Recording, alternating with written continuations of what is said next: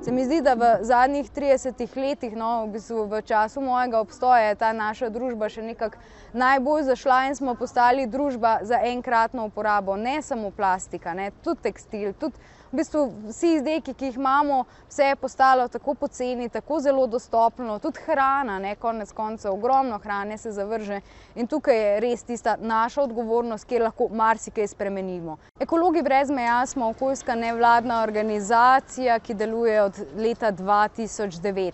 Smo manjša agilna ekipa, ki pa smo kar dosti vidni po Sloveniji, po medijih, smo odzivni, kar se tiče tem odpadkov in vedno skušamo svojim zgledom ozaveščati. Naš paradni konj je zagotovo akcija Očistimo Slovenijo, po kateri nas vsi poznajo. Smo pa že od leta 2014 tudi nacionalna Zero Waste organizacija za Slovenijo, kar pomeni, da vodimo, spremljamo, usmerjamo konkretno občine na poti do manj odpadkov, pripravljamo strategije, spremljamo doseganje ciljev, ukvarjamo se tudi z turističnimi ponudniki in zmanjševanjem količin odpadkov v turizmu. Potem eni izmed takih bolj atraktivnih projektov se zagotovo tičejo zavržene hrane, tukaj smo ogromno že počeli, kot tudi hitre mode. V kratkem oziroma kmalu pa se lotevamo tudi celostno ene še zelo zanimive tematike, to pa je digitalno onesnaževanje, se pravi odpadki, ki so na naših mobilnih telefonih in računalnikih, in lahko že izdam, da pripravljamo seveda v drugem letu vseslovensko digitalno čistilno akcijo po vzoru akcij Očistimo Slovenijo. Potem pa so tukaj čisto konkretne spodbujevalne akcije, kot je na primer drugo leto, bo že 4. leto potekal dan v rabljenih oblačilih. To obeležujemo akcijo vsako leto 23. aprila, ko spodbujamo posameznike, da se oblečejo v oblačila iz druge roke, fotografirajo in te fotografije objavijo na družbenih omrežjih, da bi oni tudi potem širili ta zgled do svojih sledilcev in da končno uporabimo ta omrežja tudi za nekaj koristnega. Seveda tukaj potem sodelujejo tudi še šole, sodelujejo podjetja, organizacije z ozaveščanjem, z izmenjevalnicami, popravljalnicami. Skratka, to je ena taka akcija, s katero želimo spodbuditi ljudi k aktivaciji. Seveda pa posamezniki lahko prehodimo samo določen del do družbe z manj odpadki. Naprej nam morajo pomagati tako proizvajalci, ki nam morajo dati alternative, ki so okolju in zdravju bolj prijazne, kot tudi odločevalci, ki morajo vplivati na te proizvajalce, kaznovati tiste, ki delajo slabo, in seveda nagrajevati in spodbujati neke zelene inovacije, nove prakse, ki stremijo in zasledujejo cilje krožnega gospodarstva. Nasploh pa vedno želimo vključevati ljudi, tudi izkoristiti znanje posameznikov, ki ga imajo. Zato na primer vabimo k uporabi portala Manj je več. Dejstvo je, da smo Ekologi brez meja sicer iz različnih koncev Slovenije, delujemo predvsem sicer v Ljubljani in zato nimamo informacij o tem, kje stoji vsak pitnik v Sloveniji ali pa kje so dobre šivilje, mizarji, trgovine z izdelki iz druge roke, in zato imamo ta portal, da lahko skupaj širimo informacije, objavljamo tudi informacije o vseh izmenjavah po Sloveniji, ki se dogajajo, o dogodkih, ki spodbujajo podaljševanje življenjske dobe izdelkov.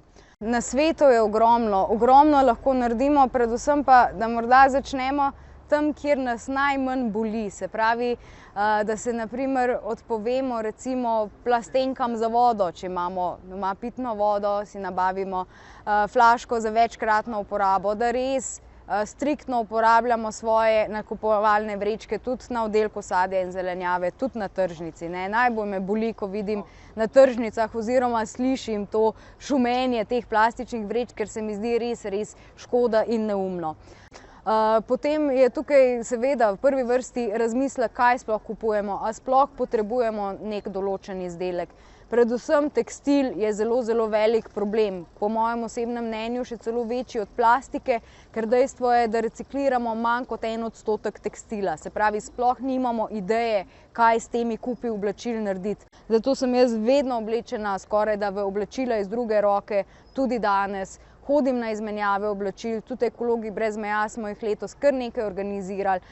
Organiziramo tudi popravljalnice oblačil. Skratka, nujno je, da podaljšujemo življenjsko dobo izdelkov, ki so okrog nas. Ali so to oblačila, ali so to elektronski predmeti. Je pa res, da sistemske spremembe ne morejo priti čez noč. Tega se moramo zavedati, medtem ko neke enostavne, vsakodnevne spremembe naših življenjskih navad pa se lahko zgodijo čez noč.